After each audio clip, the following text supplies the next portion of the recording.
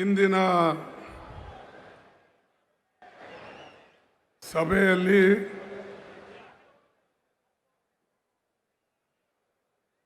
ಉಪಸ್ಥಿತರಿರ್ತಕ್ಕಂಥ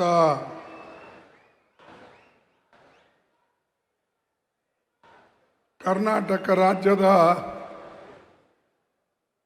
ಮುಖ್ಯಮಂತ್ರಿಗಳಾದ ಶ್ರೀ ಡಿ.ಕೆ. ಶಿವಕುಮಾರ್ ಅವರೇ, ಮಾಜಿ ಮುಖ್ಯಮಂತ್ರಿಗಳು ಮತ್ತು ವಿಶೇಷವಾಗಿ ಕರ್ನಾಟಕ ರಾಜ್ಯವನ್ನು ಮುಂದೆ ತೆಗೆದುಕೊಂಡು ನಡೆದಂಥ ಹಿರಿಯ ಮುಖಂಡರಾದ ಶ್ರೀ ಸಿದ್ದರಾಮಯ್ಯನವರೇ, ಇವತ್ತು ಅಧಿಕಾರವನ್ನು ವಹಿಸ್ಕೊಳ್ತಾ ಇರ್ತಕ್ಕಂಥ ಕಾಂಗ್ರೆಸ್ ಅಧ್ಯಕ್ಷರಾಗಿ ಶ್ರೀ ಬಿ.ಕೆ. ಹರಿಪ್ರಸಾದ್ ಅವರೇ,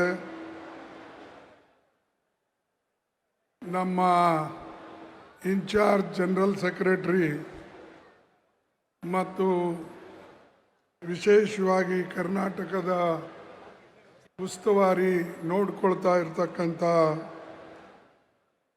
ಶ್ರೀ ರಣದೀಪ್ ಸಿಂಗ್ ಸುರ್ಜೇವಾಲಾಜಿ ಅವರೇ, ಹಿರಿಯರಾದ ಶ್ರೀ ಮಾಜಿ ಮುಖ್ಯಮಂತ್ರಿಗಳಾದ ವೀರಪ್ಪ ಮೊಯ್ಲಿ ಅವರೇ, ವೇದಿಕೆ ಮೇಲೆ ಕುಳಿತಂಥ ಎಲ್ಲ ಮಂತ್ರಿಮಂಡಲದ ಸದಸ್ಯರೇ ಹಾಗೂ ಮಾಜಿ ಮಂತ್ರಿಗಳೇ, ಪಾರ್ಲಿಮೆಂಟ್ ಸದಸ್ಯರೇ, ಪ್ರಮುಖ ನಾಯಕರೇ, ಮಾಜಿ ಕಾಂಗ್ರೆಸ್ ಪಾರ್ಟಿಯ ಅಧ್ಯಕ್ಷರೇ, ಶಾಸಕ ಮಿತ್ರರೇ ಹಾಗೂ ಇಲ್ಲಿ ನೆರೆದಂಥ ನಮ್ಮ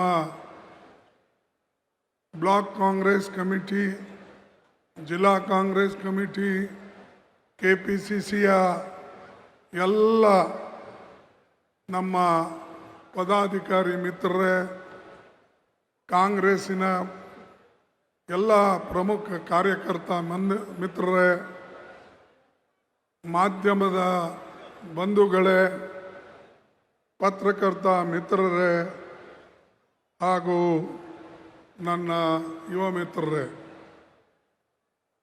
ಇವತ್ತು ವಿಶೇಷವಾಗಿ ಇದು ಕಾಂಗ್ರೆಸ್ಗೆ ಮಹತ್ವದ ದಿನ. ಕಾರಣ 6.5 ವರ್ಷ ಸತತವಾಗಿ ಕಾಂಗ್ರೆಸ್ ಪಕ್ಷದ ಅಧ್ಯಕ್ಷರಾಗಿ ಚುಕ್ಕಾಣಿಯನ್ನು ಹಿಡಿದಂಥ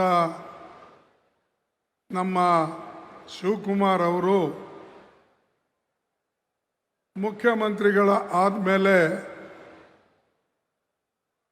ಅದನ್ನು ಆ ಅಧಿಕಾರವನ್ನು ಅಧ್ಯಕ್ಷಗಿರಿ ಅಧಿಕಾರವನ್ನು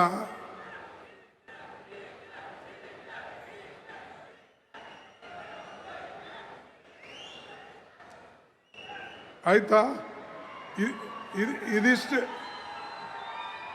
ಸುಮ್ಮನಾಗ್ರಿ, ಇಲ್ಲೇ ಇದಿಷ್ಟು ಹಿಂಗೆ ಕೂಗಿದ್ರೆ ಇಡೀ ದೇಶ ನಿಮ್ಮ ಕೈಯಾಗ ಬಂದಂಗೆ ಆಗ್ತದ. Useless fellows.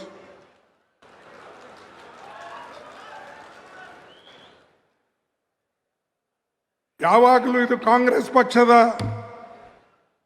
ಇದು ಮೀಟಿಂಗ್, ಇದರಲ್ಲಿ ಯಾವ ಒಂದು ವ್ಯಕ್ತಿ ಮತ್ತು ಮೀಟಿಂಗ್ ಅಲ್ಲ, ಎಲ್ಲರೂ ಸೇರಿ ಪಕ್ಷಕ್ಕೆ ಒಂದುಗೂಡಿಸ್ತಕ್ಕಂಥ ಫಂಕ್ಷನ್ಸ್ ಇದು. ಯಾರೇ ಒಬ್ಬರು ಒಂದು ಹೇಳೋದು, ಇನ್ನೊಬ್ಬರು ಒಂದು ಕೂಗೋದು, ಬಾಕಿ ಅವ್ರು ಅದಕ್ಕೆ ಬಂದಾರ, ಕಸ ಗೂಡ್ಸಕ್ಕೆ ಬಂದಾರ.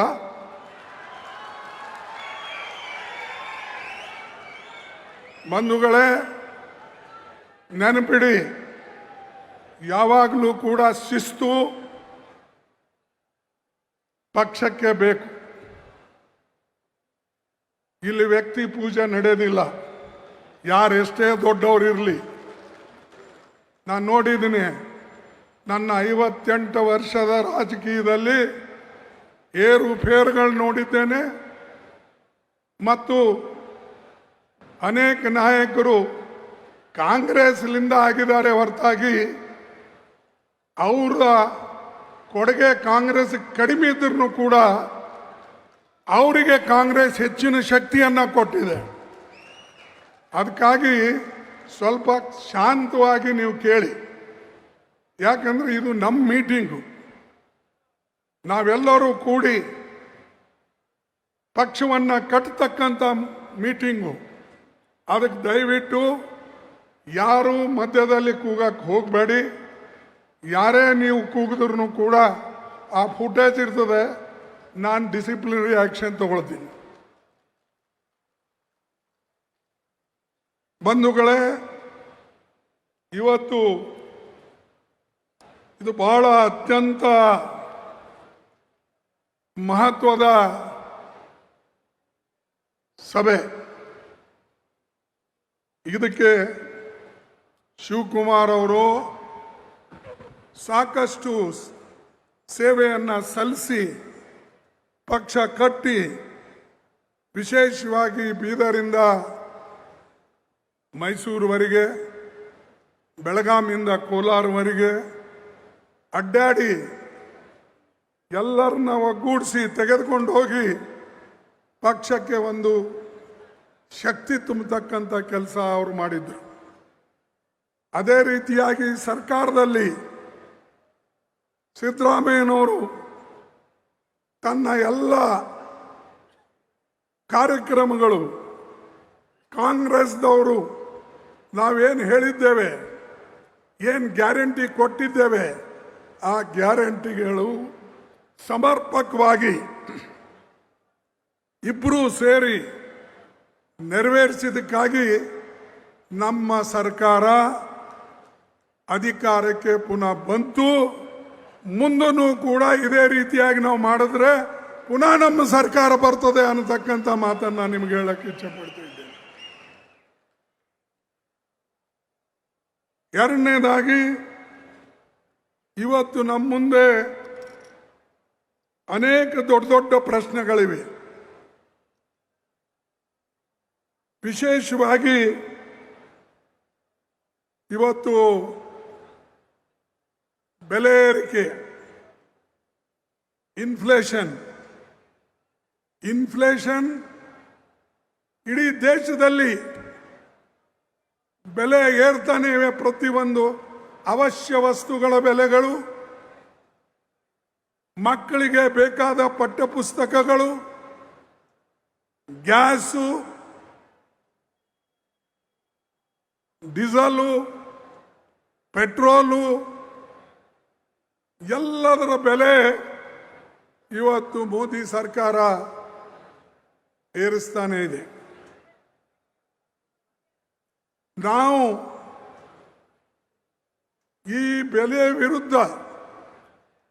ಏರಿಕೆ ವಿರುದ್ಧ ಹೋರಾಟವನ್ನು ಮಾಡ್ತಕ್ಕಂಥದ್ದು ಹೊಣೆ ನಮ್ಮ DK Hariprasad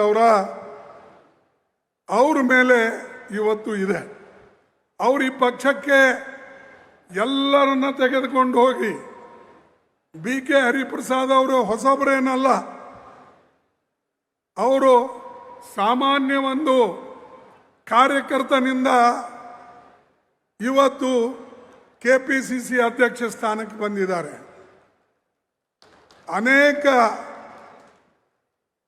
general secretary, joint secretary ಆಗಿ ದೇಶದಲ್ಲಿ ಎಲ್ಲ ರಾಜ್ಯದಲ್ಲೂ ಕೂಡ ಅಡ್ಡಾಡಿ ಕೆಲಸ ಮಾಡಿದ್ದಾರೆ.